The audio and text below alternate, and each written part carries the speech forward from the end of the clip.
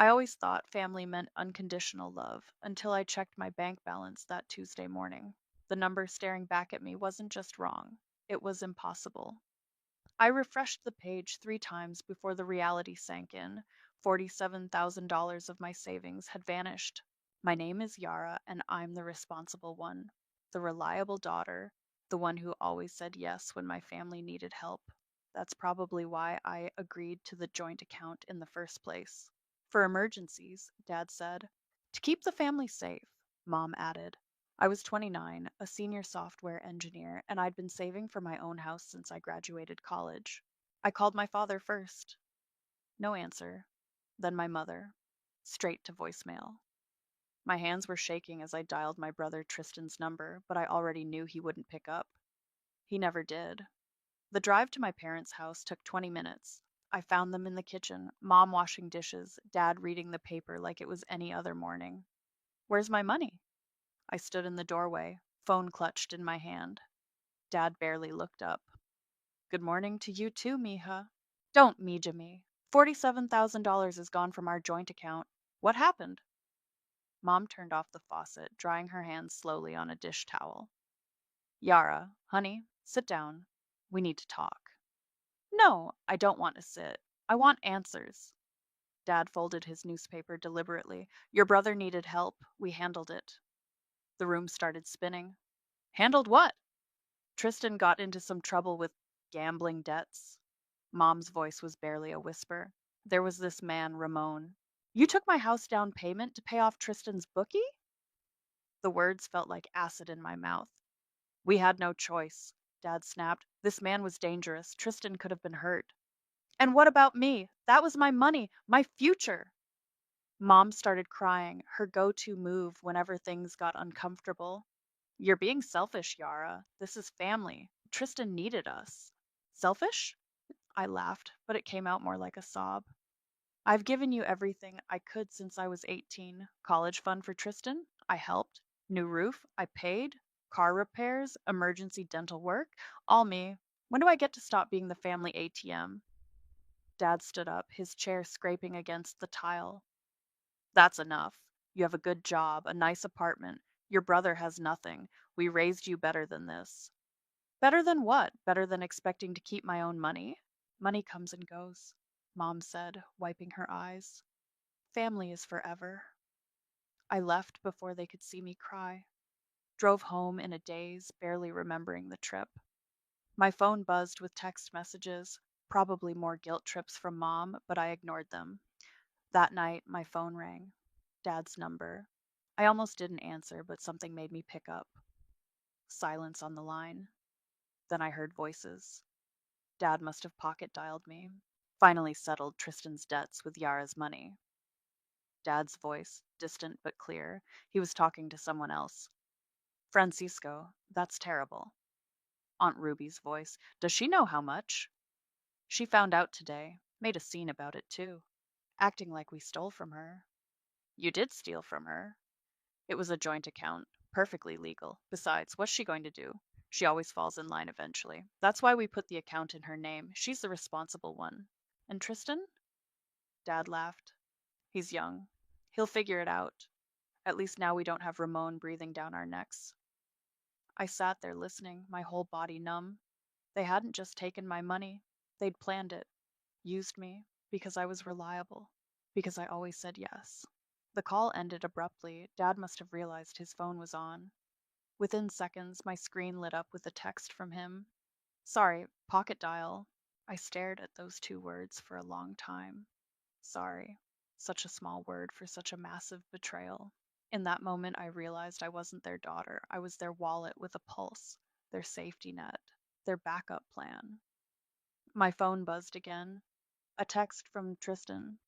Hey sis, heard you're upset. Can we talk? I didn't respond. Instead, I opened my laptop and started a new document. At the top, I typed Financial Transactions, Martinez Family, 2020-2023. Below that, I began listing dates, amounts, and patterns I'd noticed over the years. They thought they knew me. Reliable Yara. Responsible Yara. Yara who always forgives. But they had no idea what they'd just created. Because the thing about responsible people, we keep receipts, and I was about to show them exactly how responsible I could be. You're not going to like what I found, I told Fiona, sliding a folder across her desk. 3 weeks had passed since discovering the theft, and I'd spent every free moment building my case. Fiona, my former college roommate turned corporate attorney, opened the folder and started reading. Her eyebrows climbed higher with each page. Jesus, Yara, she looked up. These transfer patterns, they've been bleeding you dry for years. Keep going.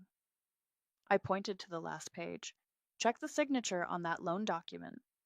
She squinted at the paper. This is dated 2 years ago. A co signed personal loan for $20,000? That's not my signature. Shit! Fiona leaned back in her chair. They forged it? Tristan did, probably with Dad's blessing. I pulled out my phone, playing the recorded conversation from last week. Mom's voice filled the room. Just sign it like you did last time, honey. Yara won't mind. Fiona rubbed her temples. You know what this is, right? It's not just theft anymore. We're talking fraud, identity theft, possible tax evasion. I know exactly what it is. I met her eyes. That's why I'm here. What do you want? I want everything they took from me, not just the money, the dignity, the respect. I want them to face consequences for once in their lives. Fiona stood up and walked to her office window. Remember when we were sophomores and that guy stole your research project? I smiled despite myself.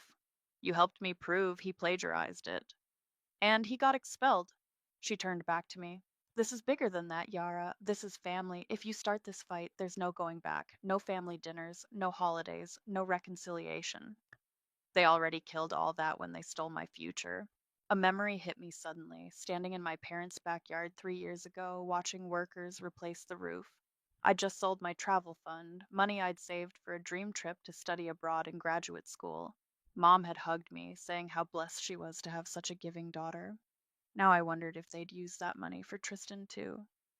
Fiona, I said quietly, I need your help, but I need to do this right. She sat back down, pulling out a legal pad. Revenge is a loaded gun. If you fire it, be ready for the kickback.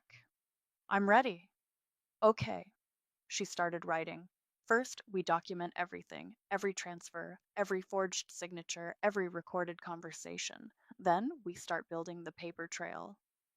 My phone buzzed. Another text from Mom. Family dinner Sunday? Tristan misses you.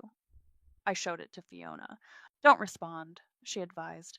From now on, everything goes through me. No direct contact unless absolutely necessary. What's our first move? The bank. She tapped her pen against the desk. That joint account? We're going to have it audited. Every transaction flagged as suspicious, every gift over the tax free limit reported. They'll know it was me. Of course they will, but they won't be able to prove it. She leaned forward. Listen carefully, Yara. I can help you, but after this, you don't go back. You hear me? This ends with them facing real consequences. My phone buzzed again. Dad this time. Your mother's crying because you won't answer her texts. Is this how we raised you? I turned off my phone. Tell me what to do next, I said. Fiona handed me a business card. This is Sandra from the bank's fraud division. Call her tomorrow. Express concern about unauthorized transfers from your joint account. Ask questions. Plant seeds of doubt. And then? Then we wait. Let the system do its job. She started making notes. Meanwhile, we'll gather evidence about that forged loan signature. That's your nuclear option if we need it. I thought about all the times I'd backed down, stayed quiet, been the good daughter, all the dreams I'd sacrificed because family came first, all the times Tristan got bailed out while I paid the price. One more thing, Fiona said, looking up from her notes. You need an alibi for what's coming. Start being visible, go to work events, post on social media, let people see you living normally. Why? Because when this hits, your family will try to paint you as bitter and vindictive. We need to show you're just a victim seeking justice. I nodded, standing up. Thank you, Fiona. Don't thank me yet. She closed the folder. This is going to get ugly before it gets better. Are you sure you want to do this? I thought about Dad's laughter on that accidental phone call, about Mom's tears being used as weapons, about Tristan's endless second chances. They raised me to be responsible, I said. Time to show them exactly how responsible I can be. Fiona's smile was sharp. Then let's get to work. Sandra from the bank's fraud division had kind eyes and a voice that could cut steel. Ms. Yara, can you explain why you believe these transfers were unauthorized? I sat in her office, wearing my most professional blazer, the one I saved for client meetings. I discovered several large withdrawals that I never approved. When I confronted my family, they admitted using the money to pay off my brother's gambling debts. I see. She typed something into her computer. And the payments were made to whom? A man named Ramon. He's some kind of bookie. I pulled out my phone. I have a recording of my father discussing the payment with my aunt. Sandra's eyebrows shot up as she listened to the recording. There seems to be some misrepresented purpose here. Would you be open to providing your side in a formal statement? Absolutely. While Sandra printed forms, my phone lit up with a text from Layla, my coworker. Your brother's here at the office looking for you. My stomach clenched. I texted back, Stall him, I'm not there. What exactly are you hoping to achieve here? Sandra asked, returning with paperwork. I want my money back, and I want to ensure this never happens again. She nodded, sliding the forms across her desk. These transfers were marked as gifts to avoid scrutiny, but given the circumstances, we may need to involve other departments. Other departments? Tax compliance, for one. Gifts over $15,000 require proper documentation. These weren't gifts, they were unauthorized transfers to a gambling operator. My phone buzzed again. Layla. He's gone. Said to tell you he needs help with something urgent. I bet he did. After leaving the bank, I drove straight to Fiona's office. She was on the phone when I walked in, but her expression told me everything. Just got off with my contact at the county records office, she said, hanging up. Your parents put up their house as collateral for a private loan. Guess who the lender is? Ramon? Bingo. They used their home equity to secure a gambling debt.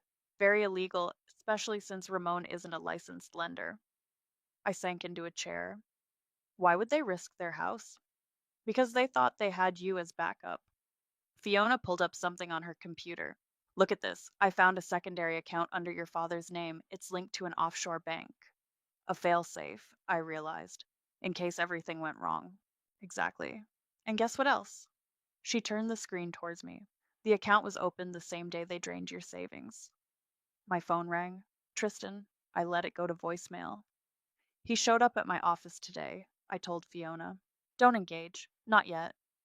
She started typing. We need to document everything. Every call, every visit, every attempt at contact. My voicemail notification pinged. Tristan's voice filled the room. Sis, I know you're mad, but I really need your help. Just one more time. I promise. Call me back. Delete it, Fiona said, but save the timestamp. I did as she said, then asked, What's our next move? We follow the money. She showed me another document. Ramon's operation isn't exactly legal. Once the bank flags these transfers as suspicious, it'll trigger an automatic review. And my parents? They'll have to explain why they misrepresented the transfers as gifts. The IRS doesn't like that kind of creative accounting. My phone buzzed with a text from Mom. Your father's blood pressure is through the roof because of this bank investigation. Is this what you wanted? Fiona read it over my shoulder. Classic manipulation. Don't respond. I wasn't planning to. Good. She closed her laptop. Because tomorrow things get interesting. The bank's fraud division is going to request documentation for every major transfer from the past 3 years. They won't have it. Exactly. And when they can't produce it? She smiled. Well, let's just say the dominoes will start falling. I stood up to leave, but Fiona caught my arm. Yara, remember what I said about kickback? It's starting. They'll try to guilt you, shame you, maybe even threaten you. Are you ready for that? I thought about the text from Mom, about Tristan's desperate voicemail, about Dad's hidden account. They taught me everything I know about responsibility, I said. Time for their lesson plan to backfire. As I walked to my car, another text came through, this time from Aunt Ruby. I know what they did to you. When you're ready to talk, I'm here. I showed it to Fiona, who was walking me out. Keep that one close, she advised. We might need her later. The sun was setting as I drove home, casting long shadows across the city. Somewhere out there, my family was probably having dinner, making plans, thinking they still had control. They had no idea what was coming. The first crack appeared exactly where Fiona predicted, in the tax paperwork. I was at work when my phone lit up with her message. They filed the transfers as gifts. IRS flagged it. Meeting in 20? I found her in her office, surrounded by documents. Your parents filed 6 separate gifts to Tristan last year, she said without looking up. All just under the reporting threshold. Very convenient. Too convenient? Way too convenient. The IRS loves patterns like that. She handed me a paper. They call it structuring. It's a huge red flag. My phone rang. Tristan again. This time I answered and put it on speaker. Sis, his voice cracked. Please, I need to explain. I'm listening. Look, I messed up. I know that, but I'll pay you back someday, I swear. Just, can you call off these investigators? I caught Fiona's eye. She nodded, pressing record on her phone. How exactly did you plan to pay me back, Tristan? I I don't know yet, but I will. You know me, I always figure something out. Like you figured out how to forge my signature on that loan? Silence. Yeah, I know about that too. That wasn't. Mom and Dad said it would be okay. They said you'd understand. Understand fraud? Don't be dramatic. His voice hardened. They were right. You always think you're better than us. The line went dead. Fiona stopped recording. Well, that was helpful. How so? He just admitted to the forgery and implicated your parents as co conspirators. She added the recording to her evidence file. Plus, it shows a pattern of behavior. They knew what they were doing was wrong. My laptop pinged with an email from Sandra at the bank. Meeting requested. Urgent matter regarding account activity. 20 minutes later, we sat in Sandra's office. She looked grave. We've completed our initial review, she said, sliding a folder across her desk. These transactions raise several concerns. First, the gifts were structured to avoid reporting requirements. Second, we found evidence of possible identity theft. The loan, I said. Yes, and there's more. She pulled up something on her screen. Your father's secondary account? It's linked to a series of suspicious wire transfers. Fiona leaned forward. Money laundering? We can't confirm without a full investigation. But Sandra met my eyes. There seems to be some misrepresented purpose here. Would you be willing to provide a formal statement? About everything? Everything. I looked at Fiona, who nodded. Tell them. For the next hour, I laid it all out. The years of financial abuse, the forged signatures, the recorded conversations. Sandra took detailed notes. One last thing, she said as we finished. We'd like to verify this signature. It lists you as a co-signer in 2021. I felt the room tilt as she showed me the document. Another loan, one I'd never seen before. That's not my signature either. Sandra's expression hardened. That's what we suspected. Back in Fiona's office, my phone exploded with texts. Mom, the bank called your father. What have you done? Dad, call me immediately. Tristan, you've ruined everything. Don't respond, Fiona warned. Let them panic. What happens now? Now? She smiled grimly. Now we wait for the IRS to do their job. And believe me, they're very good at their job. My phone buzzed again. Aunt Ruby, your mother's hysterical. They got a letter from the IRS. Should I feel bad? I asked Fiona. For wanting justice? For stopping them from stealing your future? She shook her head. They made their choices. Now they get to live with them. I scrolled through my photos, finding one from 3 years ago, me and Tristan at his college graduation. I'd helped pay for that too. You know what the worst part is? I said, showing Fiona the photo. I would have helped him if he'd just asked. Actually asked, not stolen. That's why you're better than them, she replied. And that's why you'll win. My phone lit up with one final text from Dad. We raised you better than this. I thought about all the times they'd used that line, all the times they'd manipulated me with family obligation and guilt. You're right, Dad, I muttered, turning off my phone. You raised me to be thorough, responsible, and methodical. Congratulations. Your lesson worked perfectly. Fiona was watching me. Ready for phase 2?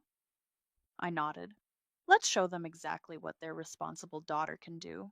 She opened her laptop, pulling up a new document. Then let's talk about that offshore account your father thinks we haven't found yet. Outside, thunder rolled across the sky. A storm was coming. Good. I'd always done my best work in the rain. The cafe where I met Aunt Ruby was quiet for a Sunday morning. She looked older than I remembered, worn down by family secrets. Your mother hasn't slept in days, she said, stirring her coffee. The bank froze their home equity line. They're reviewing the mortgage contract. Because Dad used the house as collateral for Ramon? She nodded. Francisco always thought he could fix everything with money, usually yours. Why did you agree to meet me? Ruby set down her spoon. Because I watched them do this to you for 20 years. Every time Tristan messed up, you paid the price. Literally. Tell me about Dad, I said. About why he favors Tristan. She sighed. Your father was 19 when Tristan was born. Scared, overwhelmed. He saw himself in your brother, all that charm, all that potential. But you? She reached across the table, touching my hand. You were different, strong, independent, like your grandmother.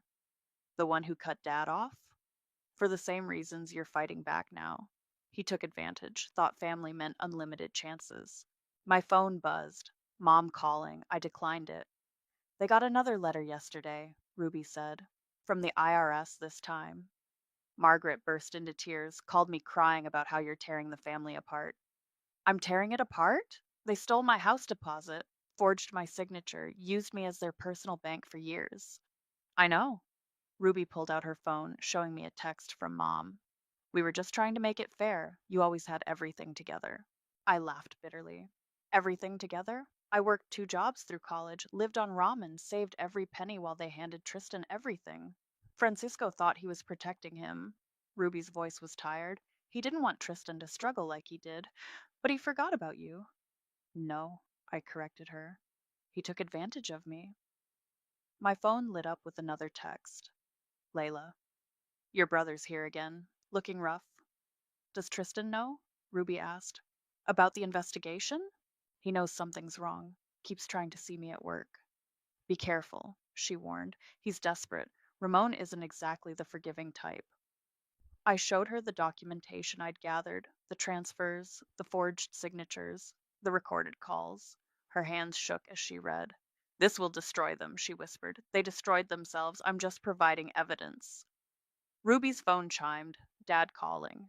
She answered on speaker. Have you talked to her? His voice was strained. Yes. And? She has proof, Francisco. Of everything. Silence. Then, tell her to stop this. Now, before she ruins this family. The family's already ruined, Ruby replied. You did that yourself. She hung up, meeting my eyes. What do you need from me? Just the truth. When they ask, tell them what you've seen, what they did. They'll never forgive me. Welcome to my world. As if on cue, my phone buzzed with a text from Mom. We raised you better than this. Family forgives. Funny how forgiveness only goes one way, Ruby muttered, reading the text. They take and take, but the moment you stand up for yourself, I'm the villain, I finished. No. She squeezed my hand. You're the wake up call they never wanted. Outside the cafe, thunder rumbled. Ruby looked out at the gathering storm. Your grandmother would be proud, she said quietly. She always said the strongest women in our family were the ones who learned to say no. Did Dad ever forgive her? For cutting him off? He didn't have to. She wasn't asking for forgiveness. She was teaching him consequences. My phone lit up again. Fiona. IRS wants another meeting. Tomorrow morning. It's really happening, isn't it? Ruby asked. I nodded. The bank's fraud division is involved now. They're investigating every transfer, every loan, every signature. And Ramon? His operation isn't exactly legal. Once the investigation starts. Jesus. Ruby closed her eyes. Francisco has no idea what's coming. He never thought I'd fight back. None of them did. She gathered her purse, standing. Do you want to know the real reason I'm helping you? Why? Because 20 years ago, I watched my sister become someone I didn't recognize, someone who'd hurt her own daughter to protect her son. Maybe this will wake her up. As she left, my phone chimed one final time. A text from Dad. Whatever you're doing, stop it now. This isn't you. I stared at those words, thinking about Ruby's story, about Dad's fear of struggle, about Mom's endless excuses for Tristan. You're right, I whispered to the phone. This isn't me. This is who you created. Outside, the storm finally broke. Rain pounded against the windows, washing everything clean. The IRS office was colder than I remembered. Agent Phillips hadn't smiled once during our meeting, but her eyes sparked with interest as she reviewed the documents. These gift declarations, she said, tapping her pen against the folder. Your parents filed them separately to avoid the reporting threshold. Classic structuring. Fiona, sitting beside me, nodded. And the transfers to Ramon? Mischaracterized as gifts to avoid scrutiny. We're particularly interested in the offshore account. My phone vibrated, Layla again. Your brother's getting worse. He tried to access your computer today. Security removed him. Ms. Yara, Agent Phillips continued, we'd like your permission to expand our investigation. These patterns suggest a longer history of financial misconduct. How far back? At least 5 years, possibly more. I thought about all those years of emergency requests, of guilt trip loans, of watching Tristan get bailed out while I paid the price. Do it, I said. My phone lit up with a text from Mom. The mortgage company called. They're reviewing our loan. Please stop this madness. Agent Phillips noticed the message. Are they attempting to contact you directly? Constantly. She made a note. All communication should go through legal channels now. We've flagged multiple violations, including tax evasion and fraudulent gift reporting. Fiona's phone buzzed. She read the message and touched my arm. The bank just called. They found something else. 20 minutes later, we sat in Sandra's office at the bank. She looked grim as she pulled up a document on her screen. This credit card application was submitted 2 years ago, she said. In your name. I felt the room tilt. I never applied for a credit card through this bank. We know. She turned the screen toward me. Because this signature doesn't match your others. It's another forgery. Fiona leaned forward. How much? The credit limit was 20,000. It's currently maxed out. My hands started shaking. Who made the charges? Sandra pulled up the transaction history. Most were cash advances, withdrawn by someone using your PIN. A PIN I never created. Exactly. She pressed a button on her phone. Security, please send up the video footage we discussed. Minutes later, we watched grainy ATM footage of Tristan withdrawing cash using my card. Multiple times, different dates. The credit officer said, we'd like to verify this signature. It lists you as a co-signer in 2021. I felt the room tilt. Identity theft, Fiona said quietly. Clear as day. My phone rang. Aunt Ruby. I answered on speaker. Yara, you need to know something, she said quickly. Tristan's at your parents' house. He's talking about leaving the country. Something about Ramon coming after him. Fiona straightened. When? Tonight, maybe tomorrow. Francisco's trying to talk him down. After the call, Sandra looked at me. Do you want to press charges? For the identity theft? For all of it. The forgeries, the unauthorized transfers, the credit card fraud. We have enough evidence now. My phone buzzed with a new text from Ramon himself. Your brother owes me more than money now. Better hope he runs fast. I showed it to Fiona. That's witness intimidation, she said. Add it to the file. Sandra was still waiting for my answer about pressing charges. I thought about Tristan planning to run, about Dad trying to protect him one last time, about Mom's tears and guilt trips. Do it, I said. All of it. It'll mean criminal charges, Sandra warned. Your parents could face serious consequences. They already do, I replied. They just don't know it yet. Back in Fiona's office, Layla called with an update. Security found something on your brother's phone when they took it. He was trying to access your work accounts. Why? Looking for money, probably. He seemed desperate. Another text came through, from Mom. We were just trying to make it fair. You always had everything together. Fiona read it over my shoulder and snorted. Everything together? Is that what they call working yourself to exhaustion while they robbed you blind? They never saw it that way, I said. They saw an ATM with a pulse.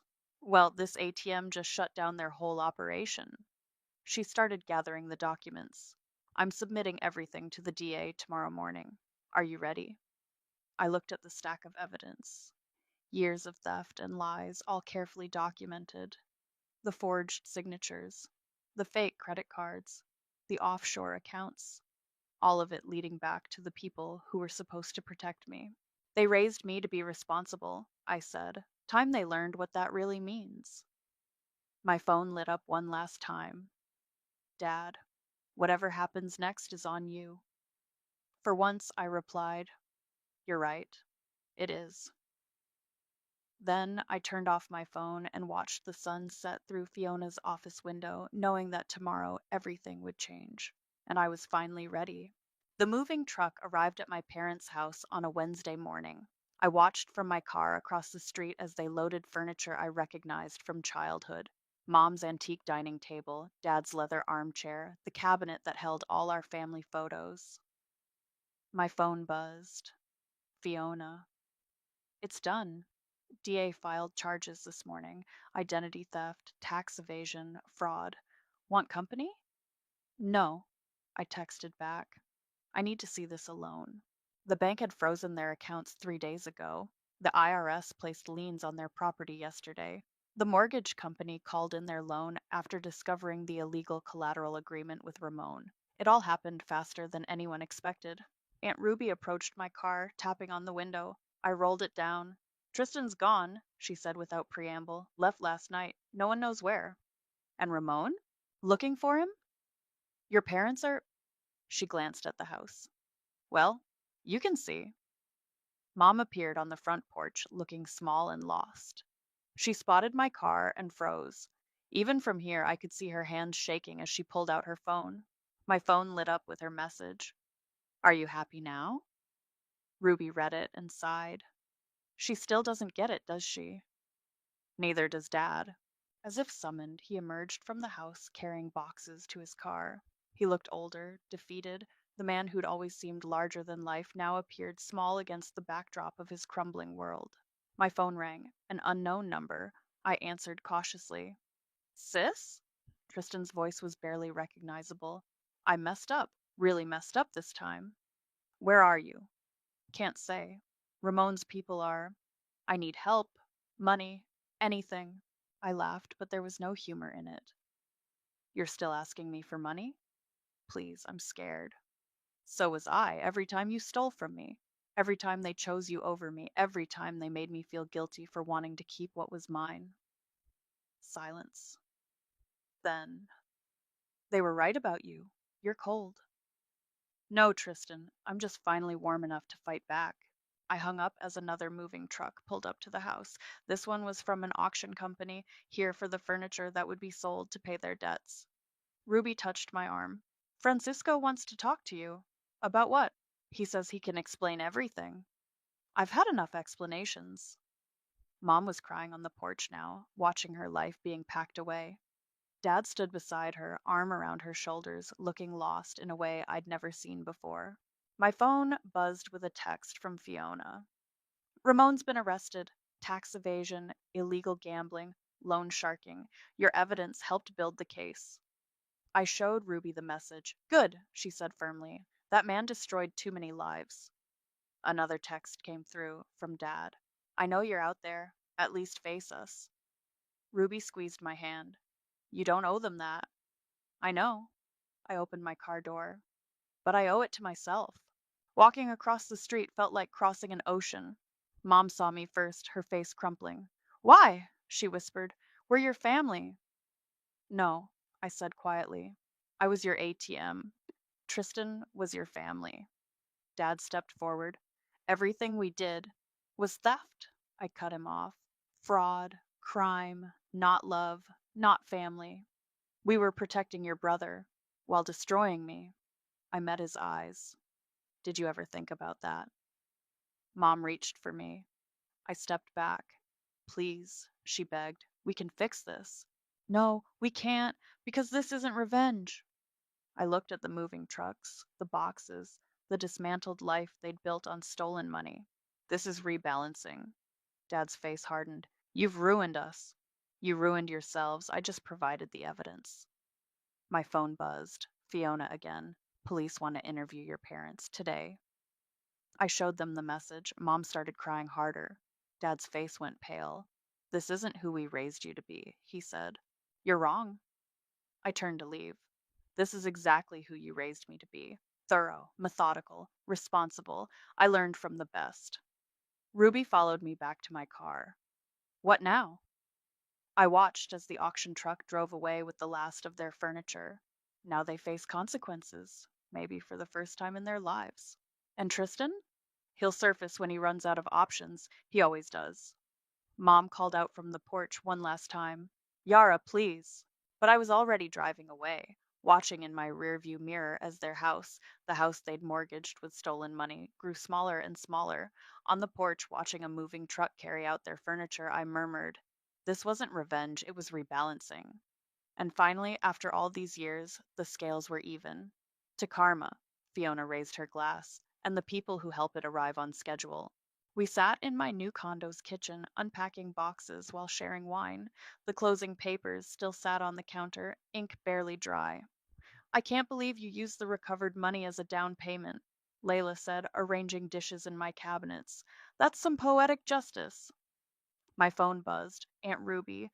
Tristan surfaced in Mexico, wants to make a deal with the DA. Speaking of justice, I showed them the message. Fiona smirked. Let me guess, he'll testify against your parents in exchange for immunity? Probably. Some things never change. Some things do. Layla pointed to the window. Like your view, much better than that cramped apartment. A text from Mom appeared. Are you proud now?